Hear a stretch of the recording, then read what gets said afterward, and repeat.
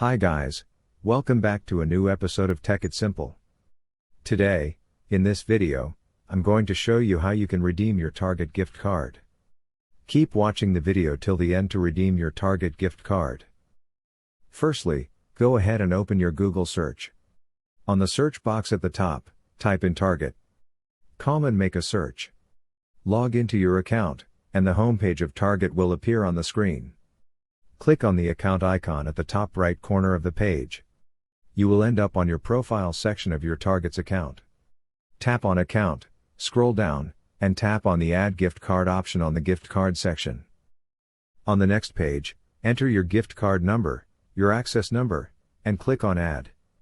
This is how you can redeem your Target gift card quickly and easily, just in a few steps.